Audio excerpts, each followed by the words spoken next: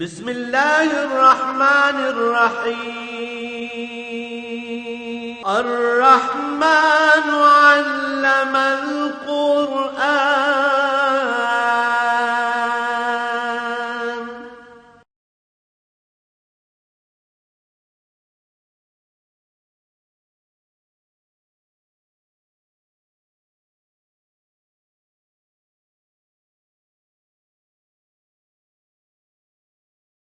الحمد للہ رب العالمین والصلاة والسلام علی حبیبہ محمد وآلہ وصحبہ اجمعین۔ اعوذ باللہ من الشیطان الرجیم، براۃ من اللہ ورسولہ وإلی الذین عاہدتم من المشرکین فسیحوا فی الارض اربعۃ اشہر واعلموا انکم غیر معجز اللہ وان اللہ مخزی الکافرین۔ وَأَذَانٌ مِّنَ اللَّهِ وَرَسُولِهِ إِلَى النَّاسِ يَوْمَ الْحَجِّ الْأَكْبَرِ أَنَّ اللَّهَ بَرِيٌّ مِّنَ الْمُشْرِكِينَ وَرَسُولُهُ فَإِن تُبْتُمْ فَهُوَ خَيْرٌ لَكُمْ وَإِن تَوَلَّيْتُمْ فَاعْلَمُوا أَنَّكُمْ غَيْرُ مُعْجِزِي اللَّهِ وَبَشِّرِ الَّذِينَ كَفَرُوا بِعَذَابٍ أَلِيمٍ إِلَى الَّذِينَ عَاهَدتُّم مِّنَ الْمُشْرِكِينَ ثُمَّ لَمْ يَنكُثُوكُمْ شَيْئًا وَلَمْ يُظَاهِرُوا عَلَيْكُمْ أَحَدًا فَأَتِمُّوا إِلَيْهِمْ عَهْدَهُمْ إِلَى مُدَّتِهِمْ إِنَّ اللَّهَ يُحِبُّ الْمُتَّقِينَ۔ اللهم سبحانك لا علم لنا إلا ما علمتنا إنك أنت العليم الحكيم۔ مولاي صل وسلم دائما أبدا على حبيبك خير الخلق كلهم۔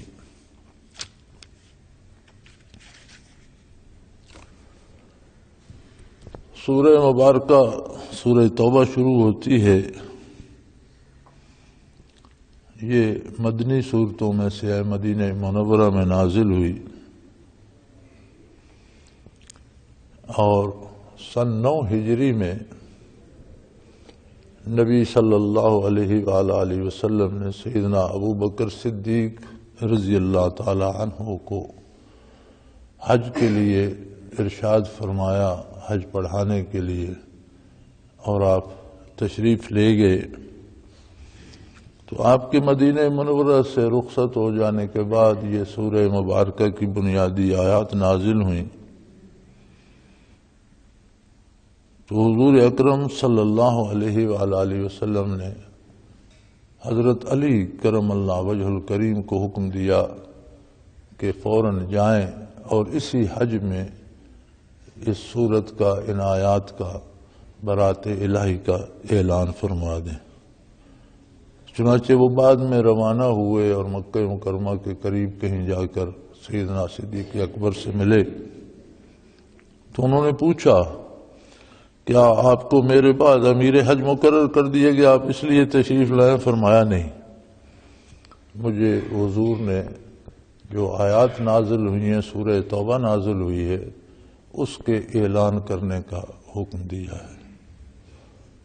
اور پھر اسی اعلان کے لیے حضرت علی رضی اللہ تعالی عنہ کو یمن بھی بھیجا گیا، چونکہ وہ دور دراز تھا۔ تو سارے جزیرہ عرب سے تو لوگ آ جاتے ہیں حج میں، سب میں یہ اعلان کر دیا گیا۔ اس کی ایک خصوصیت یہ ہے کہ اس میں بسم اللہ شریف نہیں پڑھی جاتی۔ جب بھی کوئی صورت نئی نازل ہوتی، بسم اللہ الرحمن الرحیم بھی وہی الہی اور قرآنی صورتوں میں سے ہے، لیکن جب بھی کوئی نئی صورت شروع ہوتی تو اس کے شروع میں بسم اللہ شریف لکھ دی جاتی۔ اب اس میں مفسرین کو یقین نہیں ہے اس بات پہ کہ ہر صورت کے ساتھ بسم اللہ شریف نازل ہوتی تھی یا نازل ایک ہی بار ہوئی، لیکن جب بھی کوئی نئی صورت شروع ہوتی تو نبی کریم صلی اللہ علیہ وسلم وہاں لکھنے کا ارشاد فرماتے۔ جب یہ صورت شروع ہوئی تو نہ اس میں کوئی حکم بحضریہ وہی نازل ہوا کہ بسم اللہ شریف لکھی جائے، نہ حضور نے لکھوانے کا حکم دیا، لہذا یہ واحد صورت ہے قرآن کی جو بسم اللہ سے شروع نہیں ہوتی۔ حفاظ کرام جو قرآن کریم ختم کرتے ہیں تو وہ پورے ختم میں ایک ہی دفعہ بسم اللہ شریف کسی ایک سورت کے ساتھ پڑھ لیتے ہیں، یا شروع بسم اللہ الرحمن الرحیم الف لام میم سے کر لیتے ہیں، یا آخر میں کسی ایک سورت کے ساتھ بسم اللہ شریف پڑھی جاتی ہے تو ختم شریف مکمل ہو جاتا ہے۔ تو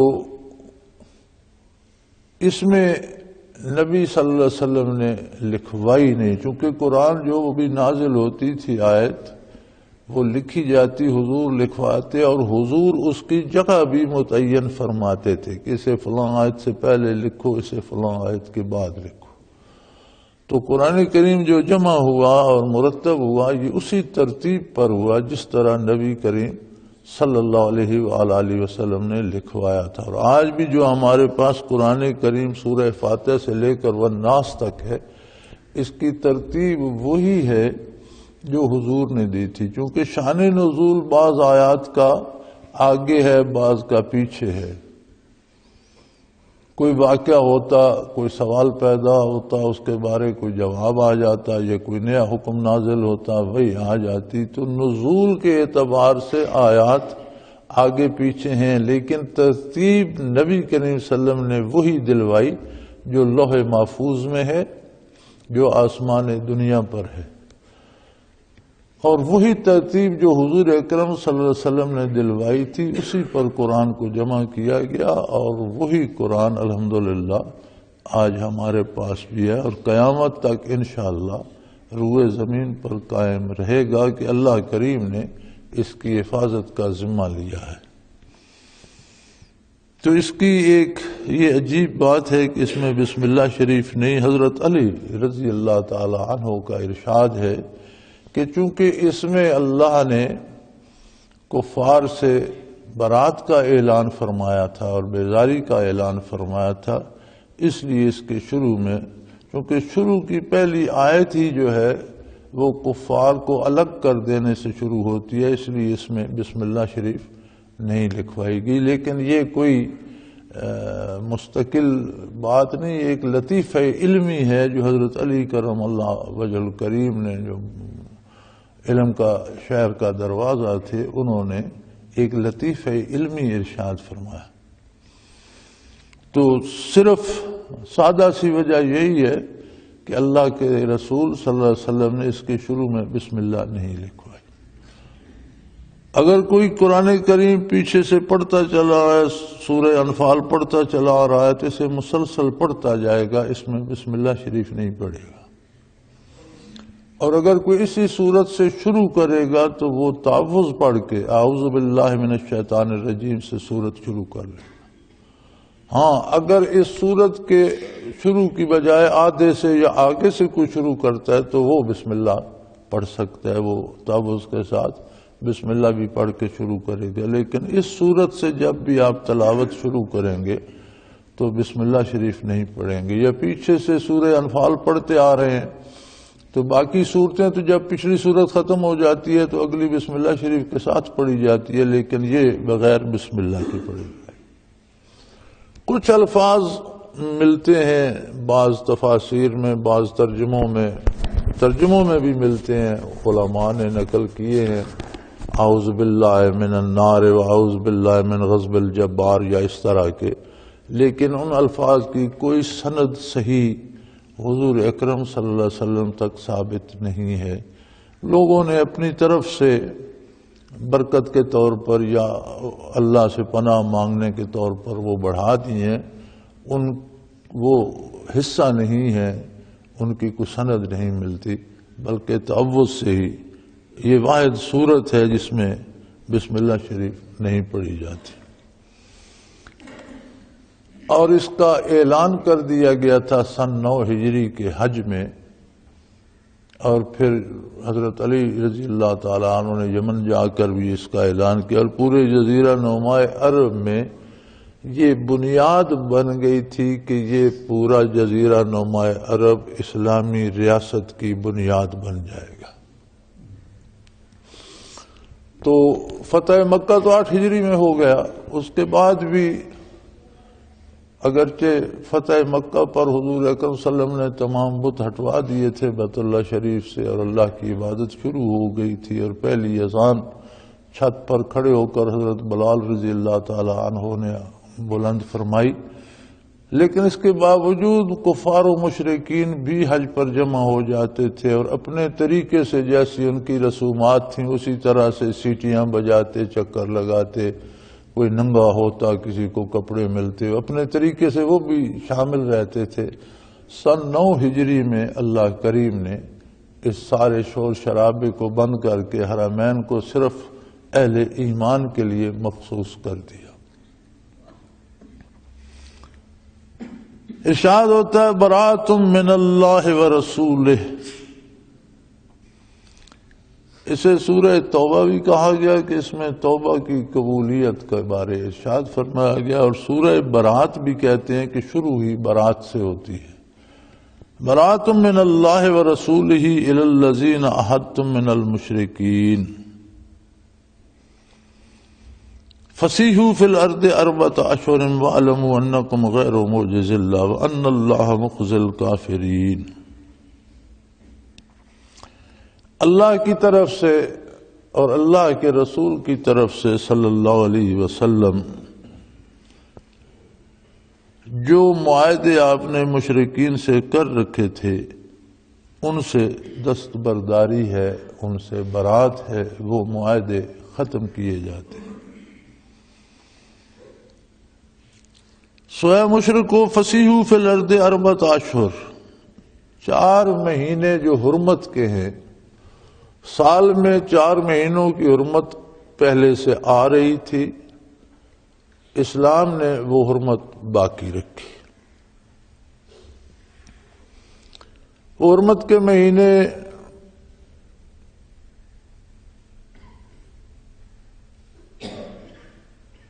ذوالقعدہ، ذی الحج، محرم 3 مہینے اکٹھے ہیں، اور رجب 4تھا مہینہ وہ اکیلا ہے، الگ ہے۔ یہ سال میں 4 مہینوں کی حرمت پہلے سے آ رہی تھی، اب اسلام نے اسے باقی رکھا۔ تو بعض چیزیں جو قدیم سے آ رہی تھیں وہ سنت ابراہیمی پر تھیں یا اللہ کے منشا کے مطابق تھیں، تو انہیں اسلام نے باقی رکھا۔ تو جب اسلام نے اور حضور نے باقی جس چیز کو رکھا اس کی پہلی حیثیت ختم ہو گئی، وہ تب سے اسلام بن گئی، وہ اسلام کا حکم ہو گیا۔ جس چیز کو حضور نے قبول فرما لیا وہ اسلام کا حکم ہو گیا۔ یہ ایک بڑا مقدمہ چلا تھا اور بڑا عرصہ، کوئی ربع صدی چلتا رہا، 20 برس یا کتنے، بہاولپور میں ایک سید العقیدہ مسلمان تھا، اس نے ایک عزیز کو اپنی بیٹی کا نکاح کر کے لیا، تو رخصتی نہیں ہوئی تھی، تو وہ جس شخص کے ساتھ نکاح تھا وہ قادیانی ہو گیا۔ تو انہوں نے عدالت میں، بہاولپور عدالت میں مقدمہ کر دیا کہ اس کا نکاح فسخ ہونا چاہیے، اور یہ خارج از اسلام ہو گیا۔ اس مقدمے نے بڑی شہرت اختیار کی اور اس نے بڑا طول پکڑا، اور قادیانیوں اور مرزائیوں کے بھی چوٹی کے علماء وہاں آئے، اور اہل اسلام کے بھی چوٹی کے اکابرین یہاں آئے۔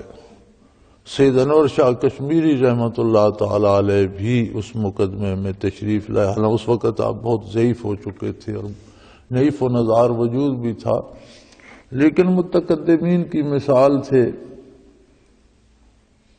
تو ایسی ہستیاں بھی اس میں تشریف لائیں۔ ایک قادیانیوں کا ایک مولوی شمس تھا، پہلے وہ بھی فارغ التحصیل تھا دیوبند کا، پھر مرتد ہو کر قادیانی ہو گیا۔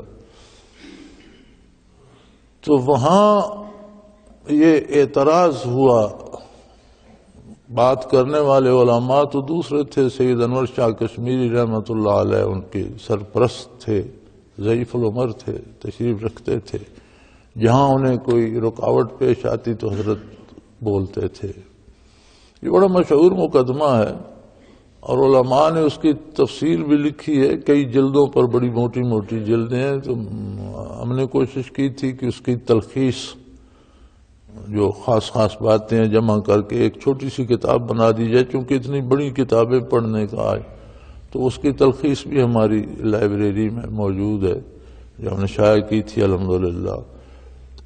تو اس میں ایک اعتراض ہوا، برسوں چلتا رہا، بڑا اس پہ ہنگامہ رہا، حتیٰ کہ وہ بندہ جس کا نکاح ہوا تھا وہ مر گیا مقدمہ کا فیصلہ ہونے سے پہلے، لیکن بالآخر فیصلہ ہوا، قادیانیوں کو مرتد اور غیر مسلم قرار دیا گیا، اور فیصلہ یہ ہوا کہ واقعی غیر مسلم ہے اور یہ نکاح جائز نہیں ہے۔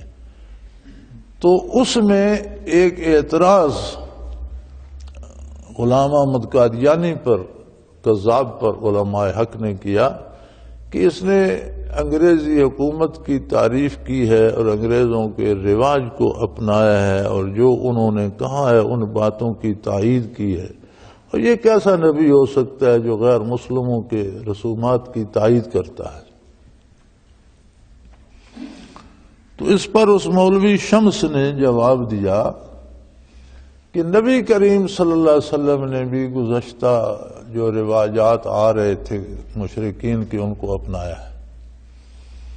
اس نے مثال دی کہ پہلے سے یہ رواج تھا کہ سفیروں کو قتل نہیں کیا جائے گا، تو حضور اکرم صلی اللہ علیہ وسلم نے بھی فرمایا کہ سفیروں کو قتل نہیں کیا جائے گا، تو آپ نے بھی پہلے رواج کی پیروی کی۔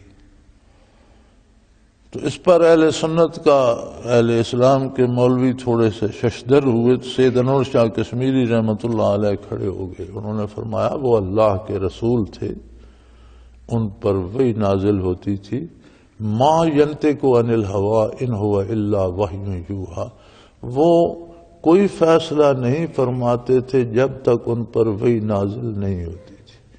لہذا حضور کے پہلے رواج تھا کہ سفیر کو قتل نہیں کیا جائے گا، لیکن جب حضور نے فرمایا کہ سفراء کو، سفیروں کو قتل نہیں کیا جائے گا، تو یہ وحی الہی ہو گئی اور یہ دین بن گیا۔ تو تمہارا نبی تو کبھی کہتا ہے ذلی نبی ہوں، کبھی کہتا ہے بروزی نبی ہوں، تو یہ تو ڈالڈا بناسپتی قسم کا نبی ہے، نہ اس پہ وحی آتی ہے، نہ اس کے احکام کی وہ حیثیت ہے، یہ کافروں کے رواج کو اپنائے گا تو اس پر کفر لاگو ہوگا۔ اور حضور کی شان یہ ہے کہ آپ بغیر وحی کے کوئی فیصلہ نہیں فرماتے تھے، لہذا جب آپ نے اسے قبول کیا تو تب وہ رسم نہ رہی، پھر وہ دین ہو گیا۔ تو یہی بات اشہر حرم کی بھی ہے کہ یہ قدیم سے آ تو رہے تھے، لیکن حضور نے قبول فرمائے بذریعہ وحی الہی قبول فرمائے، تو جب وحی آ گئی تو وہ دین ہو گیا، خواہ اس جیسا حکم کوئی پہلے رواج چل رہا ہو، لیکن جب وحی نازل ہوئی تب سے وہ دین کا حصہ بن گیا، وہ دین ہو گیا۔ تو فرمایا آج کے دن اللہ اور اس کا رسول ان معاہدات سے بری ہوتے ہیں جو مشرکین اور کفار کے ساتھ ہیں، اور ان میں سب سے پہلا جو ختم کیا گیا وہ یہ حکم تھا کہ آج کے بعد آگے آ جائے گا کہ کوئی کافر حد حرم میں داخل نہیں ہوگا، اور یہ حکم ہمیشہ کے لیے ہے، قیامت تک کے لیے۔ آج بھی یہ حکم ہے کہ کوئی کافر حد حرم میں داخل نہیں ہوگا، اور جن لوگوں کو اللہ کریم نے حج عمرے کی سعادت بخشی ہے، آپ نے دیکھا ہوگا کہ جہاں سے حد حرم شروع ہوتی ہے وہاں بورڈ لگا ہوا ہوتا ہے کہ غیر مسلم اس سے آگے نہیں جا سکتا۔ لیکن اب ایک بدنصیبی ہے کہ کفار کے نہ جانے کا بے شمار فائدے ہوں گے، اللہ کریم جو حکم دیتا ہے وہ بنی نوع انسان کے فائدے کے لیے ہوتا ہے، اور اس میں بے پناہ فائدے ہوتے ہیں، ہم جانتے ہوں یا نہ جانتے ہوں۔ لیکن ایک اس میں فائدہ یہ تھا کہ جہاں کافر نہیں جا سکتا وہاں شیطان نہیں جا سکتا۔ اب آ کر ہماری بدنصیبی یہ ہے کہ بہت سے کافر خود کو مسلمان لکھا کے چلے جاتے ہیں، جیسے یہ قادیانی ہیں جن کے کفر میں کوئی شبہ نہیں، تو یہ خود کو مسلمان لکھا کے چلے جاتے ہیں۔ اور بھی کئی کفری عقائد کے ایسے طبقے ہیں جو اسلام سے بہت دور ہیں، بلکہ خلاف اسلام کام کرتے ہیں، خود کو مسلمان کہتے ہیں۔ تو یہ لوگ چلے جاتے ہیں۔ اس کا ایک عجیب، پچھلے دنوں مجھے ایک بندے نے جو حج پہ تھا تو مجھے اس نے ای میل میں ایک تصویر بھیجی کہ میں دوسری منزل پہ بیت اللہ شریف کی جو مسجد ہے گردا گرد اس کی دوسری منزل پہ تھا، تو میں نے چاہا کہ نیچے جو لوگ طواف کر رہے ہیں ان کی تصویر لوں۔ تو میں نے تصویر لی تو اتنی چمک آئی میرے کیمرے میں کہ میں سمجھا میرا کیمرہ جل گیا ہے، شارٹ ہو گیا اور اس سے اتنے شعلے نکلے ہیں۔ تو لیکن بعد میں نے دیکھا تو تصویر آ گئی تھی اور اس کا خیال تھا کہ یہ فرشتے کی تصویر ہے، وہ میرے پاس اس کی فوٹو پڑی ہے، میں نے پرنٹر سے فوٹو بھی نکال لی تھی۔ انسان نما ایک جانور ہے جس کا قد کاٹ بازو انسانوں کی طرح ہے، چہرہ ایک بڑے خطرناک کتے کی طرح ہے، اور سینہ بھی جس طرح کتوں کا تنگ ہوتا ہے اس طرح سے ہے، اور پر ہیں لگے ہوئے اور بڑے تیز تیز پر مار رہا ہے اور مطاف پہ اڑ رہا ہے۔ تو میں نے فرشتے کی تصویر لے لی، میں نے اسے لکھا کہ یہ فرشتہ تو نہیں ہو سکتا، فرشتے کتوں کی شکل کے نہیں ہوتے، یہ تو اتنے شیطان کا کوئی بیٹا ہے، کوئی شیطان ہے جو مطاف پہ بھی اڑ رہا ہے۔ تو پھر اسے بھی سمجھ آ گئی، اس نے بعد میں لکھا کہ شکر ہے آپ نے مجھے بتا دیا۔ واقعی جب میں نے غور سے دیکھا تو یہ تو کتے کی شکل ہے اور خطرناک کتے کی ہے، بدترین اور بھونڈی شکل ہے اور نحوست بھی نظر آتی ہے اس میں۔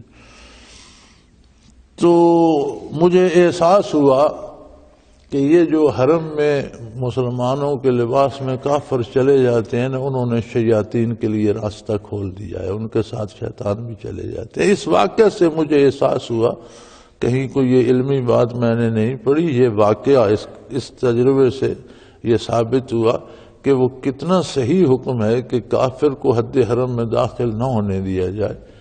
تو جب کافر نہیں جائے گا تو شیطان سب سے بڑا کافر ہے۔ انسانی کفار کو تم روکو، شیطان کو اللہ روک دے گا، لیکن نہیں روکو گے تو جہاں کافر جائے گا اس کے ساتھ شیطان بھی چلا جائے گا پھر۔ تو آج کل تو وہاں شاید یہ عالم ہے۔ سو اعلان فرما دیا گیا کہ اللہ اور اس کا رسول صلی اللہ علیہ وآلہ وسلم کافروں سے بری ہوتے ہیں، ختم کرتے ہیں ان معاہدوں کو جو ان کے ساتھ تھے۔ فسیحوا فی الارض اربعۃ اشہر، اور جو حرمت کے 4 مہینے ہیں اس میں رکاوٹ نہیں ہے، لیکن حرم میں آنے کی اجازت نہیں۔ فسیحوا فی الارض، ملک میں تم چل پھر سکتے ہو، تجارت کر سکتے ہو، کاروبار کر سکتے ہو، سفر کر سکتے ہو، ان میں نہیں چھیڑا جائے گا۔ اور یاد رکھو اے کافرو، وَاعْلَمُوا أَنَّكُمْ غَيْرُ مُعْجِزِ اللَّهِ، تم اللہ کو عاجز نہیں کر سکتے کہ تم کسی ہیلے حوالے سے اللہ کے دست قدرت سے نکل جاؤ اور تمہاری گرفت نہ ہو، ایسا ممکن نہیں ہے۔ یہ بھی اللہ کا احسان ہے کہ ان حرمت کے مہینوں میں تمہیں آزادی دے رہا ہے کہ ملک کے اندر چلو پھرو، تم سے کوئی تعرض نہیں کیا جائے گا۔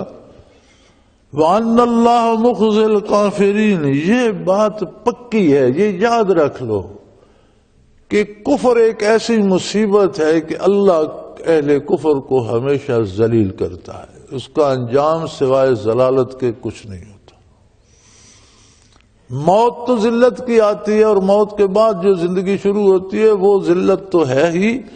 دنیا میں بھی کافر کے لیے بے شمار ذلتیں ہوتی ہیں، وہ عزت و آبرو سے نہیں رہ سکتا۔ اور آپ دنیا کے کسی کافر کا حال دیکھ لیں، ہم سمجھتے ہیں مغرب میں لوگ بڑے آزاد ہیں، لیکن کیا کسی کی عزت غیر مسلم کی کہیں محفوظ ہے؟ ذلت سب کا مقدر ہے،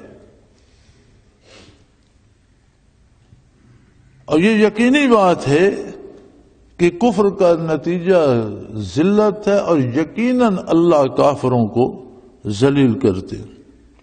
وَأَذَانٌ مِّنَ اللَّهِ وَرَسُولِهِ إِلَى النَّاسِ يَوْمِ الْحَجِّ الْأَكْبَرِ أَنَّ اللَّهَ بَرِيٌّ مِّنَ الْمُشْرِكِينَ وَرَسُولُهُ، اعلان کر دیا گیا، آج اعلان کیا جاتا ہے اللہ کی طرف سے اور اللہ کے رسول کی طرف سے، إِلَى النَّاسِ تمام اولاد آدم کے لیے اعلان ہو رہا ہے، مکہ مکرمہ میں یہ حضرت علی کرم اللہ وجہ الکریم کو خصوصی طور پر بھیجا گیا۔ یوم الحج الاکبر، حج اکبر کے موقع پر اعلان کیا جاتا ہے۔ یہ بھی ایک عجیب مسئلہ ہے، حج اکبر کون سا حج ہوتا ہے؟ ہر سال کا سالانہ فرض حج جو ہے وہ حج اکبر ہوتا ہے، اور سال میں جو عمرے کیے جاتے ہیں اسے حج اصغر کہتے ہیں۔ نبی صلی اللہ علیہ وسلم نے سن 10 ہجری میں حجۃ الوداع فرمایا۔ حجۃ الوداع کے دن یوم عرفہ کے دن جمعہ تھا، تو وہاں سے یہ بات اخذ کر لی گئی کہ جو حج جمعے کے روز آ جائے، یوم عرفہ بھی ہو، حاجی عرفات میں اور اس دن جمعہ بھی ہو، تو وہ حج اکبر ہوتا ہے۔ لیکن یہ صحیح نہیں، کیونکہ قرآن جس حج کو حج اکبر کہہ رہا ہے یہ سن 9 ہجری والا حج ہے، جو پڑھایا تھا سیدنا ابوبکر صدیق رضی اللہ تعالی عنہ نے، اور سن 9 ہجری میں جو حج ہوا تھا اس دن یوم عرفہ کو جمعہ نہیں تھا۔ اس کے باوجود قرآن کریم نے اسے حج اکبر کہا ہے۔ تو مفسرین کرام یہ فرماتے ہیں کہ چونکہ عمرے کو حج اصغر چھوٹا حج کہا جاتا ہے، اس لیے ہر حج حج اکبر کہلائے گا۔ ہاں، 10 ہجری میں حجۃ الوداع جو حضور اکرم صلی اللہ علیہ وسلم نے فرمایا، اس دن عرفہ کے دن جمعہ تھا، اور جمعے کا اور حج کا جمع ہونا بے شمار برکات کا حامل ہے۔ لیکن صرف وہ حج اکبر نہیں، ہر حج حج اکبر ہے، اور اگر جمعہ اور عرفہ جمع ہو جائیں تو یہ بڑی خوش قسمتی ہے۔ ہمارے ہاں تو الٹا سمجھا جاتا ہے نا کہ جمعے کو عید ہو جائے، جمعے کو حج ہو جائے تو وہ بھاری ہو جاتا ہے حکومت کے لیے بھاری ہو جاتا ہے، حکومت ٹوٹ جاتی ہے۔ بھئی بھاری کیا ہونا ہے، برکات بڑھ جاتی ہیں، جمعے کی برکات بھی شامل ہو جاتی ہیں اور برکات بڑھ جاتی ہیں اس سے۔ حکومت ہاں شیطان کے لیے بھاری ہوتا ہے، اگر حکومت شیطانوں کی ہو تو وہ الگ بات ہے، وہ اپنے لیے بھاری سمجھیں۔ مسلمانوں کے لیے تو باعث برکت ہوتا ہے، کفار کے لیے، شیاطین کے لیے خاص طور پر بھاری ہوتا ہے۔ تو شاید اگر حکومت شیطانوں کی ہو تو اس کے ٹوٹ جانے کا خطرہ ہوتا ہے، ورنہ مسلمانوں کے لیے تو باعث برکت ہوتا ہے۔ تو یہ مسئلہ بھی صاف ہو جانا چاہیے کہ ہر حج حج اکبر ہوتا ہے، اور حج عمرہ جو لوگ کرتے ہیں عمرہ حج اصغر ہوتا ہے۔ ایک تو عمرے کے کوئی ایام مقرر نہیں ہیں، اس حج کے ایام مقرر ہیں۔ پھر عمرہ چھوٹا سا طواف، 2 نوافل اور سعی، اور عمرہ مکمل ہو گیا۔ احرام باندھا باہر سے جا کر، طواف کیا بیت اللہ شریف کا، پھر سعی کی صفا مروہ میں، 2 نفل پڑھے، طواف کر کے اس کے طواف کے نفل پڑھے، اور پھر زمزم پیا تھوڑا سا، اور سعی کی صفا مروہ میں، اور سعی کر کے بال کترائے یا منڈائے، احرام کھول دیا۔ تو یہ چھوٹا سا حج ہے، یہ بھی حج ہے لیکن یہ حج اصغر ہے۔ اور یہ حج جو ہے اس کے 5 دن ہیں، 8ویں سے شروع ہوتا ہے ذی الحج سے۔ فجر کی نماز بیت اللہ میں حرم میں ادا کر کے حاجی نکلتے ہیں، رات مینا میں ٹھہرتے ہیں، پھر دن اگلا عرفات میں گزارتے ہیں، رات مزدلفے میں، پھر واپس مینا میں آ جاتے ہیں، پھر وہ قربانی کر کے سر منڈاتے ہیں، پھر وہ کنکریاں مارتے ہیں۔ تو 8 سے 9 کو عرفہ ہو گیا، 10 کو مینا میں آ گئے، 11 12 13 3 دن وہ کنکریاں مارنے کے لگ گئے۔ اس میں یہ 5 دن جو ہیں یہ حج کے ہیں، اسے حج اکبر کہا جاتا ہے۔ اور ان 5 دنوں میں عمرہ کرنا درست نہیں ہے، یعنی باقی سارا سال عمرے کا کوئی وقت مقرر نہیں ہے اور سارا سال ہوتا رہتا ہے، لیکن 8 ذی الحج سے جب حج شروع ہو جاتا ہے تو 13 ذی الحج تک ان 5 دنوں میں عمرہ نہیں کیا جاتا، یہ حج کے دن ہے، اور اس کے بعد پھر عمرہ شروع ہو جاتا ہے، سارا سال جاری رہتا ہے۔ تو فرمایا اللہ اور اللہ کے رسول کی طرف سے حج اکبر کے دن اولاد آدم کے لیے، الناس کا صحیح ترجمہ بنتا ہے لوگوں کے لیے، یہاں میں نے لکھا ہے لوگوں سے مراد ہے اولاد آدم، جہاں تک انسان بستے ہیں۔ ان اللہ بری من المشرکین ورسولہ، اللہ اور اس کا رسول مشرکین سے بری الذمہ ہے، کوئی تعلق کسی مشرک کا اللہ اور اس کے رسول صلی اللہ علیہ وسلم کے ساتھ نہیں ہے۔ ایک بڑی عجیب بات ہے، ہم یہ سمجھتے ہیں کہ مشرک صرف وہ ہیں جو اللہ کو نہیں مانتے، بتوں کو مانتے ہیں۔ یہ بڑا نازک مسئلہ ہے شرک کا۔ یہ ذہن نشین کر لیں کہ ہر مشرک اللہ کو مانتا ہے۔ شرک ہوتا ہی تب ہے جب اللہ کو مانتا ہے اور پھر اس کے ساتھ کسی کو شریک کرتا ہے۔ اگر اللہ کو مانتا ہی نہیں تو پھر شرک کس کے ساتھ کرتا ہے؟ یہ یاد رکھ لیں کہ شرک ہوتا یہ ہے کہ اللہ کو تو مانتا ہے، پھر اس کی ذات یا اس کی صفات میں کسی دوسرے کو شریک کر لیتا ہے، یہ شرک ہوتا ہے۔ ہم یہ سمجھتے ہیں کہ میں اللہ کو مانتا ہوں تو میں تو شرک نہیں کرتا، لیکن ہم غیر شعوری طور پر اس میں مبتلا ہو جاتے ہیں۔ ہوتا یہ ہے کہ اللہ رازق ہے، اب یہ اس کی صفت ہے۔ اب کوئی بندہ گناہ کر کے، چوری کر کے، رشوت لے کر رزق حاصل کرنا چاہتا ہے تو جو ظلم، رشوت لینا یا چوری کرنا یا ڈاکہ کرنا جو گناہ ہے وہ تو ہے، اس میں شرک بھی ہے۔ وہ سمجھتا ہے کہ میں خود رزق پیدا کر سکتا ہوں، اللہ نے دے۔ کوئی بندہ کسی دوسرے بندے کی بات مانتا ہے، کسی امیر کی، کسی بادشاہ کی، کسی دولت مند کی، اس غرض سے کہ بات تو اس کی ناجائز ہے، وہ بات اللہ کے حکم کے خلاف ہے، اس لیے مانتا ہے کہ اس سے مجھے پیسے ملیں گے، تو اس نے اللہ کو رازق نہیں سمجھا، اس نے اس کو رازق سمجھا، شرک ہو گیا۔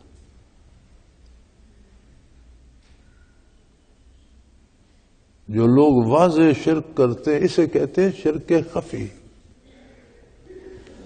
اور یہ اندر سے بڑی مشکل سے نکلتا ہے۔ آدمی بڑا کمزور ہے، بات بات پر سہارے ڈھونڈتا ہے، اور اللہ کے بھروسے پہ رہنا اسے بڑا مشکل نظر آتا ہے۔ مشکل ہے بھی۔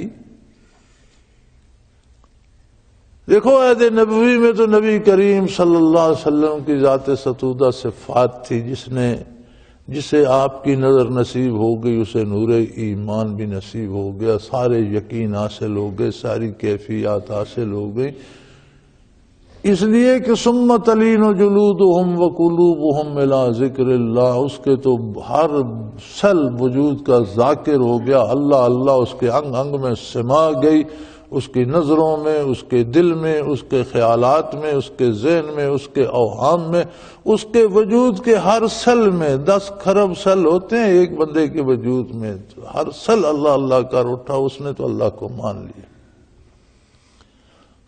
صحابہ سے برکات ہوئی، تابعین، تبع تابعین، یہ تو حضور نے فرمایا خیر القرون، ہر زمانے سے بہتر زمانے ہیں یہ 3 زمانے۔ کیوں بہتر ہیں؟ کیا اس دولت عام تھی؟ کیا لوگ بہت زیادہ خوشحال تھے؟ نہیں، اس لیے بہتر ہیں کہ نور ایمان عام تھا، ہر بندے میں قوت یقین تھی، کمی ہوتی گئی۔ اب اللہ کو بندہ کیسے مانے؟ نہ اسے دیکھ سکتا ہے، نہ محسوس کر سکتا ہے، نہ اس کی کوئی مثل ہے، نہ مثال ہے، تو کیسے بندہ کیسے مانے؟ قرآن کریم نے اس کا جواب وہی دیا ہے جو برکات نبوت ہیں۔ قرآن میں کم و بیش براہ راست، غالباً اگر میں بھول نہیں رہا تو براہ راست 36 دفعہ حکم ہے ذکر الہی کا، اور بالواسطہ شامل کیا جائے تو بلا واسطہ اور بالواسطہ ملا کر کم از کم 800 بار حکم دیا گیا ہے ذکر کا۔ ایک حکم ایک بار کافی ہے، ایک حکم کو 800 بار کیوں دہرایا گیا؟ قرآن تو مختصر ترین بات ارشاد فرماتا ہے، چھوٹے جملے میں دریا بہا دیتا ہے بات علوم کے، تو ایک حکم کو کیوں، اور پھر اسے کثیر، اور پھر اسے الگ دوام، اور صبح و شام اور ہمیشہ کھڑے بیٹھے لیٹے پتنی کتنی دفعہ ہر حال میں ذکر کرو، اس کی وجہ یہ ہے کہ بندے کے پاس معرفت الہی کا ذریعہ صرف ذکر الہی ہے۔ قلب ذاکر ہو جائے گا، لطائف ذاکر ہوں گے، وجود ذاکر ہو جائے گا، اجزائے بدن ذاکر ہوں گے، دماغ ذاکر ہوگا، نگاہ ذاکر ہوگی، زبان ذاکر ہوگی، تو یقین بھی ذاکر ہو جائے گا اللہ کے ہونے کا، اس کے رازق ہونے کا، اس کے مالک ہونے کا، اس کے ہر چیز پہ قادر ہونے کا، اس کے حساب ہر بات کا یقین آتا چلا جائے گا۔ اس کے بغیر انسان کے پاس کوئی دوسرا راستہ نہیں، اور جنہیں یہ چیز نصیب ہوئی انہیں دنیا نہیں جھکا سکی، ان کے سر کٹ گئے، جھکے نہیں، اور جنہیں یہ نصیب نہیں وہ در در پہ جھکتے بکتے رہتے ہیں، اور چند سکوں کے عوض تھوڑے صرف باتوں پہ بک جاتے ہیں، ایمان بیچ بیٹھتے ہیں، ملتا کچھ بھی نہیں۔ سو فرمایا یہ شرک خفی ہے، شرک جلی ہے، سیدھا سیدھا اللہ کے ساتھ کسی کو شریک کر لینا۔ عیسائیوں نے کہا عیسیٰ علیہ السلام اللہ کے بیٹے، اللہ کی ذات میں شریک کر لیا۔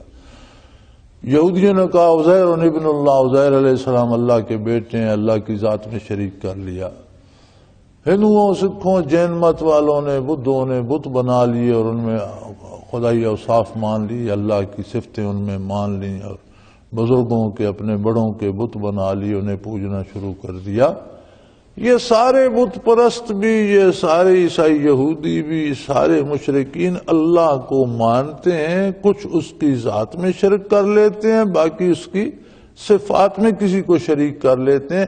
خالص توحید یہ ہے کہ نہ اللہ کی ذات میں کسی کو شریک کرے، نہ اس کے کسی وصف میں کسی کو شریک کرے۔ اللہ اللہ ہے، بے مثل بے مثال ہے، واحد و لا شریک ہے، بلکہ واحد بھی نہیں، اللہ قل ہو واللہ احد، وہ احد ہے۔ واحد کو بھی کہیں شاید توڑا جا سکے، اس کے دو بن سکیں، احد کا مطلب وہ اکائی ہوتی ہے جسے توڑا نہ جا سکے، جو غیر منقسم ہو وہ احد ہوتی ہے۔ تو قل هو اللہ احد، اللہ احد ہے، اس کی ذات اس کی صفات میں کوئی دوسرا شریک نہیں کیا جا سکتا۔ سو اعلان کیا جاتا ہے اللہ کی طرف سے اور اس کے رسول صلی اللہ علیہ وسلم کی طرف سے تمام اولاد آدم کو یوم حج اکبر کے دن ان اللہ بری من المشرکین ورسولہ، اللہ اور اس کے رسول کا شرک کرنے والوں سے کوئی تعلق نہیں۔ یہاں بڑی عجیب بات یہ ہے کہ کوئی رعایت نہیں رکھی گئی کہ کوئی تھوڑا شرک کرے تو اس کے ساتھ گزارا ہو سکتا ہے، نہیں، ایسا نہیں ہے۔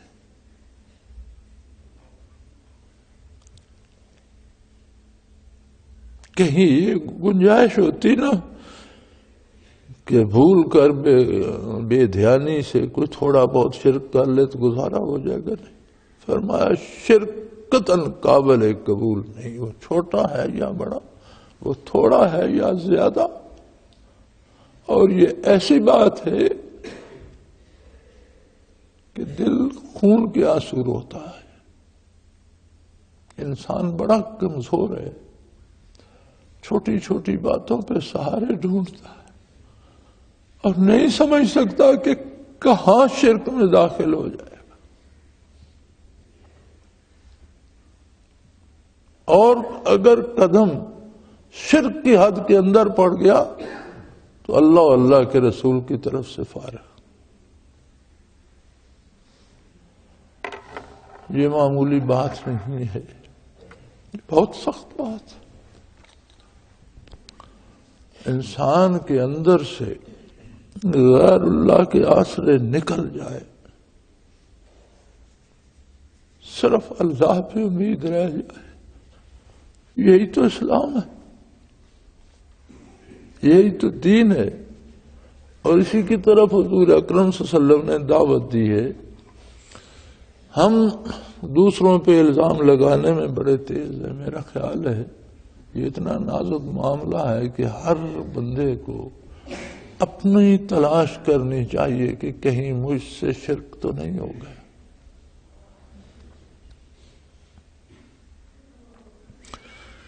بڑے عجیب لوگ سے صحابہ کرام رضوان اللہ علیہم اجمعین، حق ادا کر دیا انہوں نے، محبت کا، عشق کا، اطاعت کا۔ ایک صحابی نے عرض کی، یا رسول اللہ مجھے آپ قبول فرمائے، اللہ آخرت میں جنت میں آپ کی خدمت میں رہنے کا موقع دے، آپ کی رفاقت نصیب۔ حضور نے فرمایا اچھا پھر ایک کام کرنا، دیکھو صحابی رسول ہے، صحابی بہت بڑی عظمت ہے، بہت بڑی عظمت، اتنی بڑی کہ ہم سوچ نہیں سکتے۔ ہم تو ہر ولی کی خدمت سعادت سمجھتے ہیں، ان کی قبروں کے پاس بیٹھ کر دعا کرنا سعادت سمجھتے ہیں کہ یہاں انوارات ہوتے ہیں، برکات ہوتی ہیں۔ اگر ساری دنیا کی ساری مخلوق ولی ہو جائے، سب کی ولایت جمع کی جائے، صحابی کی گرد پا کو نہیں پہنچتی، صحابیت اتنا بلند مرتبہ۔ جب انہوں نے عرض کی تو حضور نے فرمایا اچھا کسی سے کچھ مانگنا نہیں، پھر اب جو زندگی باقی ہے کسی سے کچھ نہ مانگنا، سوال نہ کرنا۔ جا رہے تھے حج پر، غالباً مکہ مکرمہ جا رہے تھے، اونٹ پر بیٹھے تھے تو ہاتھ سے وہ جو لانے کے لیے کوڑا یا چابک یا لاٹھی جو پاس تھی وہ گر گئی۔ ساتھ لوگ سوار بھی تھے، پیدل بھی تھے، تو آپ نے اونٹ کو بٹھایا، نیچے اترے، وہ اپنی چھڑی اٹھائی، پھر اونٹ پر بیٹھے تو کسی نے عرض کی حضور آپ حکم دیتے ہم اٹھا کر پکڑا دیتے، آپ نے اتنا تکلف کیا۔ فرمایا مجھے حضور نے منع فرمایا تھا کسی سے کچھ مانگنا، سوال نہ کرنا۔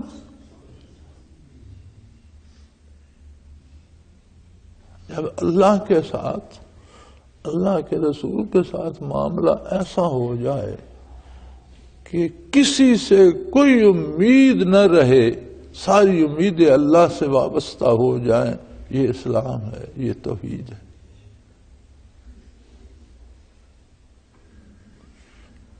اور بڑا سخت مقام ہے یہ کہ ان اللہ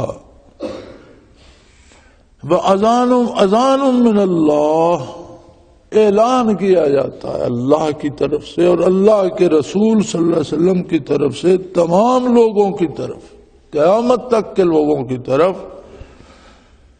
حج اکبر کے دن، یوم الحج الاکبر، ان اللہ بری من المشرکین ورسولہ، اللہ اور اس کا رسول شرک کرنے والوں سے بری ہیں، ان کا کوئی تعلق اس سے نہیں۔ پھر ایک رعایت دے دی، اللہ کریم بڑا ہے، اللہ اتنا کریم ہے کہ ہم نہیں سوچ ہی نہیں سکتے، ہماری سوچیں مخلوق ہیں اور وہ خالق ہے، اس کی ذات سوچوں سے ورا، اس کی صفات سوچوں سے ورا۔ فرماتا ہے فَإِن تُبْتُمْ فَهُوَ خَيْرٌ لَكُمْ، ہاں اگر شرک سے توبہ کر لو پھر تمہارا بھلا ہو سکتا ہے، باز آ جاؤ، جو ہو گیا وہ ہو گیا، چھوڑ دو۔ توبہ سے مطلب ہوتا ہے کہ عملاً جو غلطی ہو گئی اسے چھوڑ دیا جائے اور پھر دوہرائی نہ جائے۔ ہم توبہ کرتے ہیں، لفظ توبہ کو ہم لے لیتے ہیں، اٹھتے بیٹھتے یا اللہ میری توبہ، میں توبہ توبہ، لیکن کردار وہی رہتا ہے۔ توبہ کہنے کا نہیں، کرنے کا کام ہے۔ اور توبہ سے مراد ہے کہ جو عقیدے میں غلطی ہے اس سے توبہ یہ ہے کہ عقیدہ خالص کر لے، عمل میں جو غلطی ہے اس سے توبہ یہ ہے کہ وہ برائی چھوڑ دے۔ فرمایا وَهُوَ خَيْرٌ لَكُمْ، پھر تمہارا بھلا ہو، وہ تمہارے لیے بہت بہتر ہے، توبہ کر لو۔ اب شرک میں تو اللہ نے نہیں رکھا کہ چھوٹا شرک ہو تو خیر ہے اور بڑا ہو تو نہیں معاف۔ فرمایا اگر شرک کرے گا، جو بھی کرے گا، اللہ اور اللہ کے رسول کا اس سے کوئی تعلق نہیں، لیکن توبہ کا دروازہ کھلا ہے۔ اگر شرک بھی کر بیٹھے ہو تو توبہ کر لو، اللہ اور اللہ کا رسول تمہیں قبول کر لیں گے۔ اور توبہ سے مراد یہ کہ پھر واپس اس طرف نہ جاؤ۔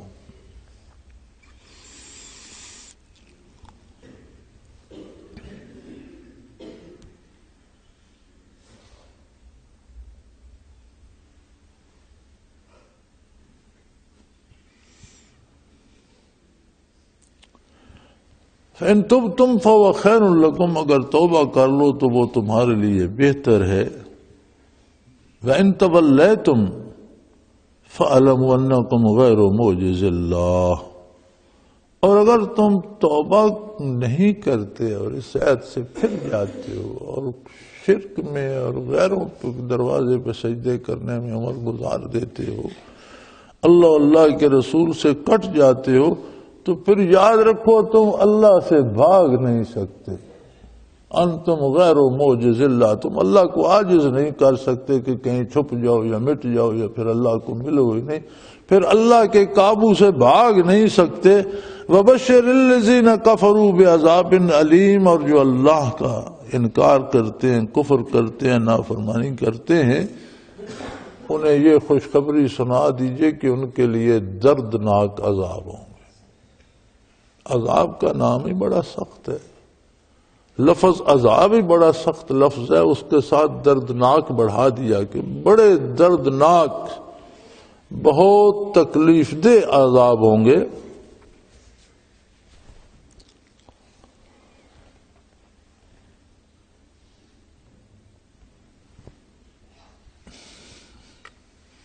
آیہ کریمہ اگلی بھی اس کے متصل ہے، یاد ہی رہے گی۔ وقت ختم ہو گیا انشاءاللہ، وتوفیق الہی اگلے جمعے، وآخر دعوانا ان الحمدللہ رب العالمین۔